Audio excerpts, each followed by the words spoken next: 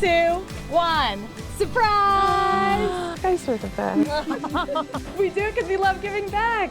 Even one box of mac and cheese can make a difference. It is a historic day here in Springfield. This is really history in the making. I've seen a lot of people asking the same question. We have breaking news this morning out of West Springfield. Downpours have picked up here in eastern Hampshire County. We're talking about a major winter storm for New England. Take it slow. We don't want to see any major accidents pop up. This is still a very active scene right now.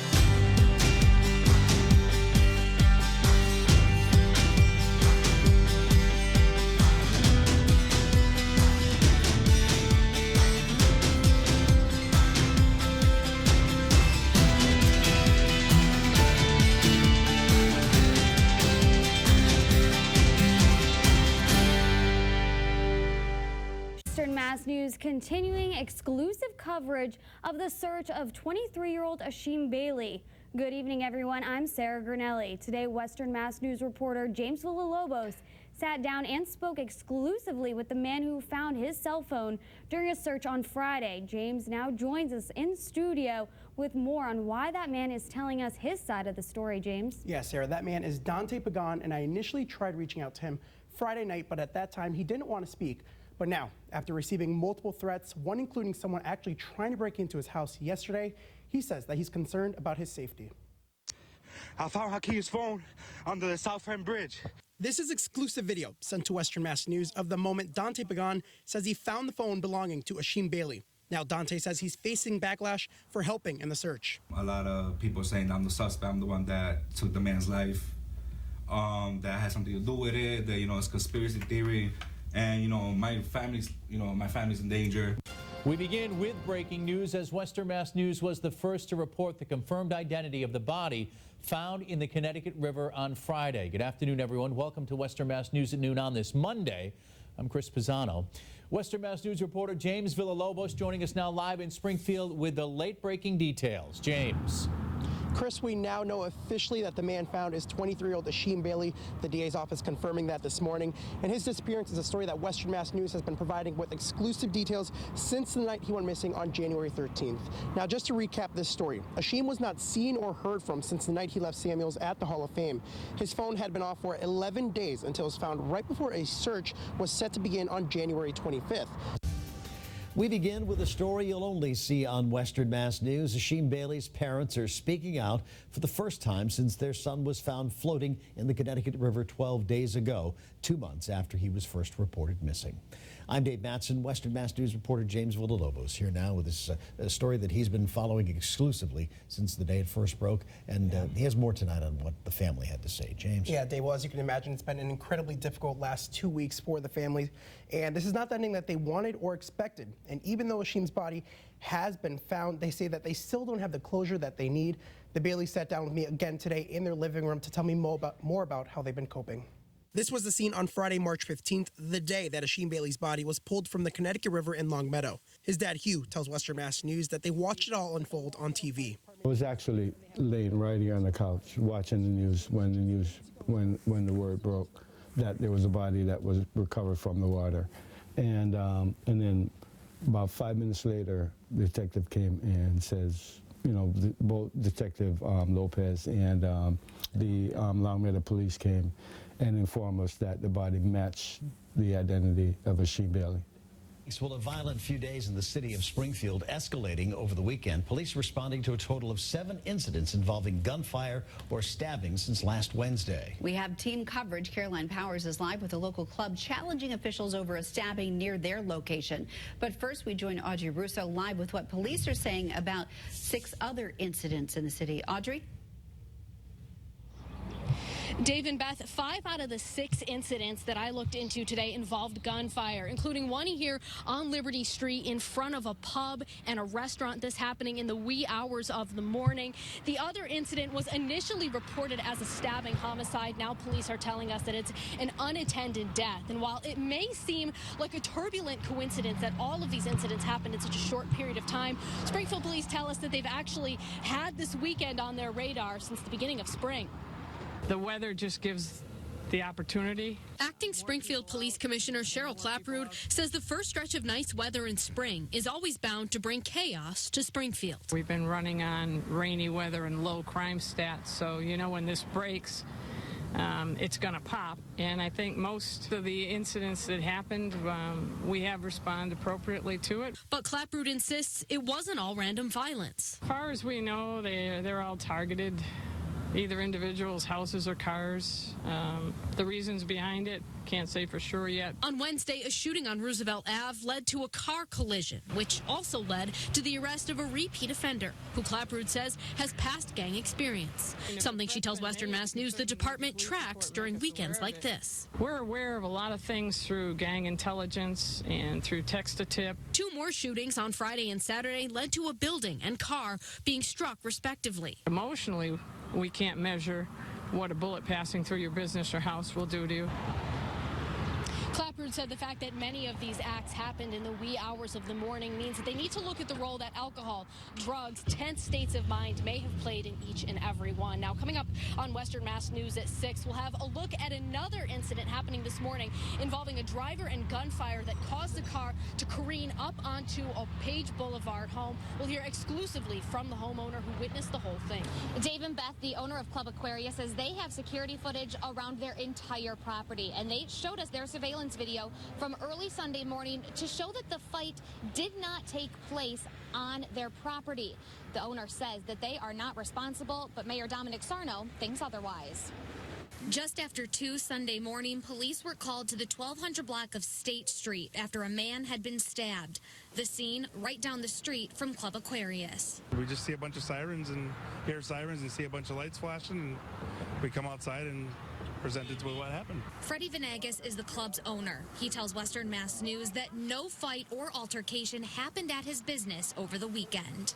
Confrontation started at the car wash, worked its way down the bridge, and then ended up in front of our business. Video surveillance from Club Aquarius shows officers responding along the bridge on State Street, walking the victim down the sidewalk in front of the club. I just wish a proper investigation would have been done before naming a business, because with all the violent crimes that happened throughout the city, no business was named. We were named. We were the only business named. That's key, because defaming a business puts us out of business. As the police investigation continues, Mayor Dominic Sarno is speaking out against the club. In April, a Springfield police officer was shot outside the Dunkin' Donuts across the street from Club Aquarius, an incident that Mayor Sarno says stemmed from activity at the nightclub. Responsibility has to be taken. I take the good with the bad. But don't tell me that we have nothing to do with this. Nothing to do with this. I'm not going to stand for it. I'm not going to tolerate it. I'll work with anybody that wants to work properly and run a proper establishment. But you've had 2 violent episodes emanating from this nightclub. Something has to be done. Freddie says the victim was at the club earlier in the night. While the club should not be responsible for what happens after someone leaves, they still keep an eye on the community. We don't have to take responsibility for other violence that happens in Springfield. We care to. We're part of the community. So we look, that stuff bothers us. But whose responsibility really is it? Do we blame the mayor for all the violence that happens in Springfield? Is that right to do? Can't do that. Earlier this afternoon, Mayor Dominic Sarno put out a unified statement along with Acting Police Commissioner Cheryl Clapprood, as well as the Officer Union President. They criticized Freddie Venegas' calling extra police details cake jobs for police in a report. Their statement reads, 1 month ago, an officer working an extra detail at Club Aquarius was shot twice by a patron of the club. On Sunday morning, police officers working an outside detail as part of their regular patrols likely saved a patron of Club Aquarius' life with fact-asking medical attention. Calling these cake jobs is an insult for the entire Springfield Police Department. Now, Mayor Dominic Sarno has also reached out to the city's licensing director to move forward with revocation hearings for all and any licenses at the business. Freddie says he has reached out to his lawyer. They are ready to respond, but in the meantime, they are still open for business. Residents in one complex in Northampton brought their concerns to Western Mass News reporter Audrey Russo, who then looked into common security problems. People have stuck things in the door so they can come in, without ringing the bell. Unlike a house, an apartment complex relies on the collective trust of everyone living there. A common understanding that every resident wants to have a secure building. This is not a safe place for someone my age to live. Tenants at the McDonald House Apartments in Northampton don't feel that collective trust is there. 2, 3 o'clock in the morning, you hear banging and knocking. You get out of bed and, oh, I'm sorry, it's the wrong door. Where did you come from? How did you get up in this building? They say people who don't live in the building frequently make their way inside, walking through at opportune times. I leave the wheelchair by the door, and then I go to the mailbox, which is 3 feet from there. And as I'm opening my own mailbox, people go around my wheelchair. Or the tenants say people will use deception, dialing random units from the lobby phone to get buzzed in. The bell will ring and, can you let me in? At 11 o'clock at night, 10 o'clock at night. They just randomly pick, so somebody will pick up. I'm stuck, I've lost my key. We don't know if it's somebody who really lives here. We spoke with the Northampton Housing Authority, who responded, saying, in all apartment communities, there's always a chance of piggybacking, but if witnessed by our staff, it is immediately addressed. Further, if staff are informed by a resident or non-resident, we conduct an investigation. Western Mass News checked a few local complexes, with some of the tactics Drolet and McDonald House tenants say people use to gain entry. This building was locked, and when we tried to ring the different units, no one answered. I tried piggybacking at another building, but before I could get the chance, a maintenance worker opened the door for me. Do you guys have a security plan in place? The last building in downtown Springfield, I didn't need any help getting inside.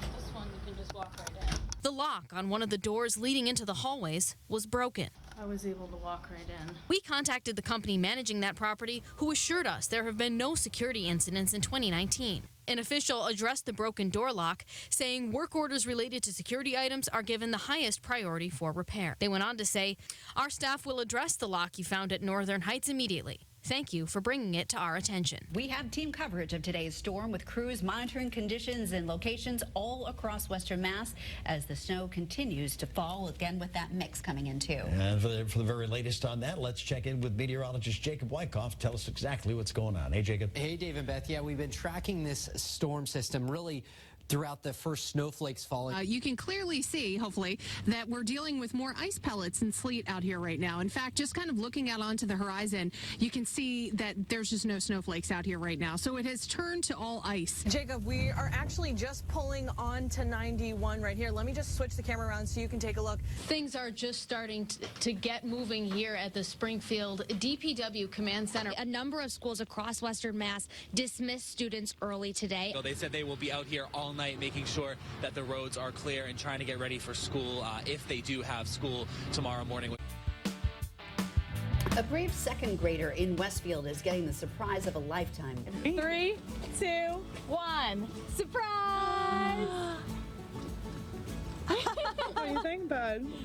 Nice. A heartbreaking day in September, Carrie Houston took her 8-year-old son Brendan to the hospital. He was having a little trouble breathing, and I brought him for an x-ray, and they found the mass in his chest. Came to surprise you and bring you some gifts and hang out with you for a little bit. The Western Mass News Surprise Squad is paying Judy a visit. We get a big shopping spree. We're ready. She has been bugging me for an hour. She has no idea what's going on. She has no idea. Mom, you can come out now. Surprise!